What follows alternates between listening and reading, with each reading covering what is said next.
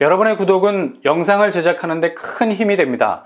영상을 보시기 전에 구독과 좋아요 꼭 부탁드리겠습니다. 아울러 회원이 되시기를 원하시는 분들은 유튜브 채널 홈피 구독 옆에 있는 가입 버튼을 눌러주시기 바랍니다.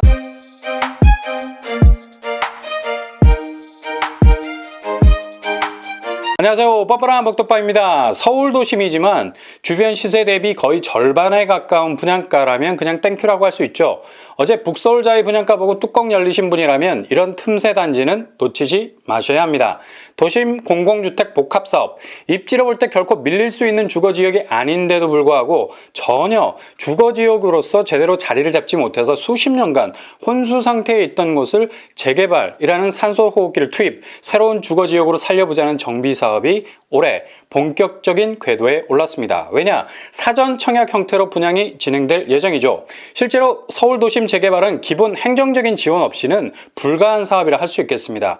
아무리 지역 주민의 필요가 있다 해도 그걸 관철시킬 만한 시스템이 없이는 절대로 사업이 앞으로 나가질 못하죠. 그래서 민간에서 진행되는 재개발 사업은 기본 10년을 먹고 들어가는 사업이라 할 수 있습니다. 근데 이번에 새롭게 재개발 드라이브를 걸게 되는 도심 공공주택 복합사업은 지자체가 중심이 되기 때문에 재개발 과정에서의 난제들을 충분히 제거할 수 있게 됩니다. 이게 왜 중요하냐? 속도면에서 따라올 시스템이 없기 때문입니다. 행정적인 뒷받침이 확실하게 되기 때문에 밀어붙이는데 거의 한계가 없을 정도죠. 기존의 민간 재개발 사업보다 상당히 빨라서 변수가 발생, 그냥 중간에 엎어질 가능성은 제로가 됩니다. 정비 사업의 성공 확률이 상당히 높다고 할 수 있죠. 그래서 서울도심 복합 공공사업지구로 지정된 7곳은 단 100일 만에 지구 지정이 되는 속도를 보여줬죠.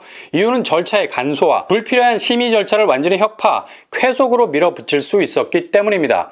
재개발에서 제일 시간이 많이 걸리는 관리 처분 계획 생략, 그리고 심의가 방만하게 분산되어 있는 점을 간소화해서 통합심의로 심플하게 전환, 기존 재개발 과정보다 10년 정도 앞당길 수 있게 됐습니다. 일단 의미가 있는 게 이번에 지정된 애들이 그냥 그럭저럭한 입지가 아니라는 점이죠.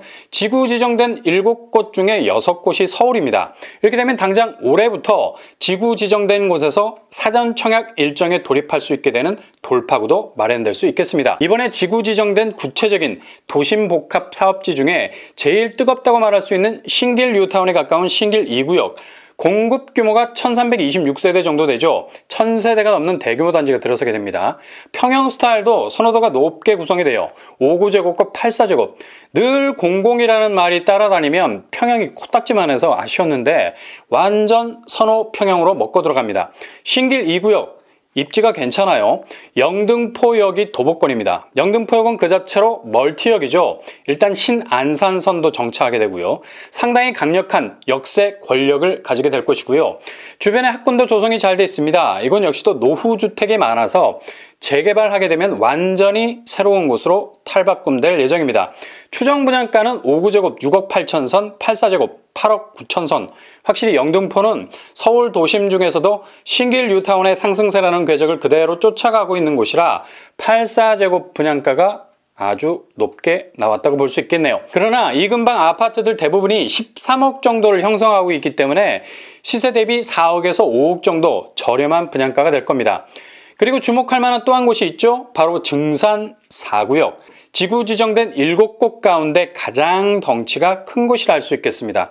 공급 물량이 무려 4112세대, 기존 대형 재건축 단지 규모와 맞먹는 대규모 물량이라 할 수 있겠죠. 그리고 의미가 있는 것은 뜨거운 수색 증산 뉴타운과 가깝다는 사실이죠. 대략적인 입지를 보면 상당히 괜찮은 역세권에 걸쳐 있는 걸 볼 수 있죠. 6호선 증산역과는 도보로 5분 정도면 도착할 수 있는 확실히 빠른 도보 역세권이라는 걸 알 수 있죠. 그리고 주변 학교도 대규모 단지로 들어서게 되면 아주 가까운 곳에 학군이 형성되어 있는 것을 볼 수 있습니다. 사전 청약 형태로 본격적인 공급 일정이 시작되면 굉장히 인기가 많은 곳이 될 것 같습니다. 일단 평형도 좋아요. 가장 선호도가 높은 5구제곱과 8사제곱으로 구성이 되어 있습니다. 추정 분양가는 5구제곱 5억 8천선, 8사제곱 7억 3천선으로 나온 걸 볼 수 있죠. 주변 시세가 13억 정도 형성되어 있는데 시세 대비 역시 5억 정도가 저렴합니다. 아마 도심 공공 복합 사업에서 나온 아파트를 잡으셔도 요지에 있는 아파트라면 상당한 내 집으로서의 잠재성도 두드러질 듯 하네요.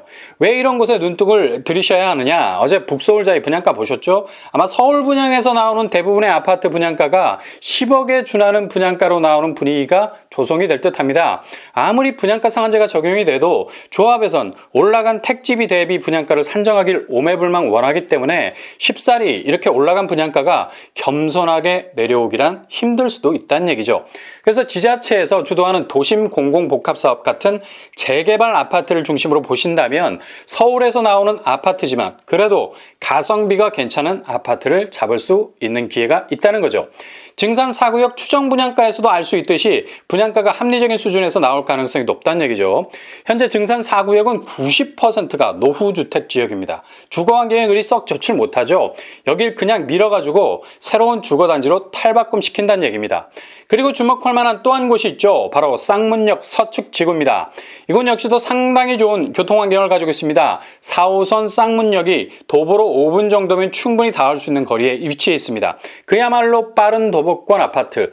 1000세대 이상이 들어서게 되면 이곳 역시도 상당히 경쟁력 있는 단지가 될 듯합니다. 1088세대 공급 물량을 가지고 있고요. 여기도 1000세대가 넘어요. 추정 분양가는 5구제곱 5억 5천선 84제곱 7억 2천선으로 나왔습니다. 주변 아파트가 11억 정도 시세를 형성하고 있죠. 여기도 확실히 시세 대비 4억에서 5억 정도 저렴하겠습니다. 도심복합사업 아파트에 대한 인식이 초기 단계이기 때문에 청약자들이 익숙하지 않습니다. 그러나 확실한 건 서울에서 시세 대비 60% 정도로 나오는 분양 단지라는 사실이죠. 상당히 매력 있는 분양가를 할 수 있겠습니다. 토지 임대부 같이 건물 따로 토지 따로 애매하게 소유하는 시스템이 아니라 공공분양 개념으로 가는 아파트라서 일반 아파트와 별다른 차이가 없는 점이 강점입니다. 그래서 서울에서 내 집 마련이 목표시라면 꼭 이런 틈새 단지는 관심 있게 지켜보셨다가 잡으셔야 한다는 거죠. 나머지 도봉 방학역 409세대, 연신내역 427세대, 쌍문역 동측 646세대, 부천 원미 1678세대가 공급된다는 사실 기억하시고요. 올해 사전 청약 형태로 분양 일정을 잡고 나올 겁니다. 서울 분양단지의 천정부지로 높아진 분양가에 너무 목매지 마시고 이런 틈새 단지 위주로 정복해 나가는 전략으로 내 집으로 가는 길을 구축할 수 있길 바랍니다. 일단 민간 형태든 공공 형태든 찬밥 더운밥 가리지 마시고 가성비 좋은 단지라면 무조건 직진할 수 있길 바랍니다. 최소한의 비용으로 들어가되 이후 부동산 조정기가 와도 휘청거리지 않을 수 있는 최대한의 잠재성을 가진 아파트로 공략하실 수 있길 바랍니다.